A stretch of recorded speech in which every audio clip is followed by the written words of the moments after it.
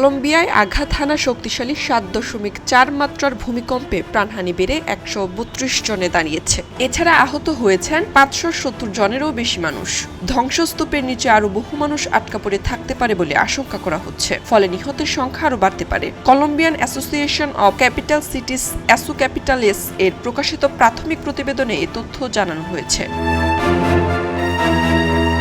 স্থানীয় সময় ১০ আগস্ট সোমবার সকাল ৭টা৩৪ দেশটির পশ্চিমাঞ্চলে শক্তিশালী এই ভূমিকম্প আঘাত হানে। কলম্বিয়ার ভূতাত্ত্বিক পরিষেবা এসজিসি জানিয়েছে, ভূমিকম্পটির উৎপত্তিস্থল ছিল ভূপৃষ্ঠ থেকে প্রায় ৮২ কিলোমিটার গভীরে, যার কেন্দ্রস্থল ছিল চোকো প্রদেশের সান হোসে দেল পালমার এলাকায়। তবে ভূমিকম্পের কেন্দ্রস্থল চোকো প্রদেশে থাকলেও সবচেয়ে বেশি ক্ষয়ক্ষতি হয়েছে রিসালালদা বিভাগের রাজধানী পেরেইরা শহরে। শুধু এই শহরেই অন্তত ৬০ জনের মৃত্যুর বিষয়টি নিশ্চিত করা হয়েছে। এছাড়া আশেপাশের এলাকায় বহু ভবন ধসে পড়েছে এবং সড়ক ও অবকাঠামোর ব্যাপক ক্ষয়ক্ষতির খবর পাওয়া গেছে। ভূমিকম্পের পরপরই সেনাবাহিনী, দমকল, উদ্ধারকারী দল ও জরুরি সেবা কর্মীরা ক্ষতিগ্রস্ত এলাকায় উদ্ধার অভিযান শুরু করেন। উদ্ধারকারীরা ধ্বংসস্তূপ সরিয়ে জীবিতদের উদ্ধারে ভারী যন্ত্রপাতি ব্যবহার করার পাশাপাশি নিখোঁজ ব্যক্তিদের সন্ধানে অভিযান অব্যাহত রেখেছেন।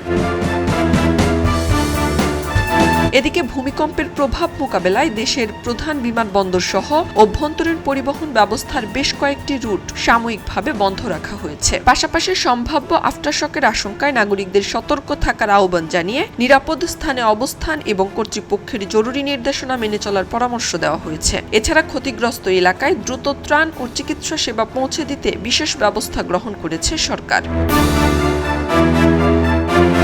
উদ্ধার কার্যক্রম অব্যাহত থাকায় ক্ষয়ক্ষতির পূর্ণাঙ্গ চিত্র এখনো সামনে আসেনি। তবে উদ্ধার তৎপরতা অব্যাহত থাকায় হতাহতের সংখ্যা আরও বাড়তে পারে বলে আশঙ্কা করছে কর্তৃপক্ষ।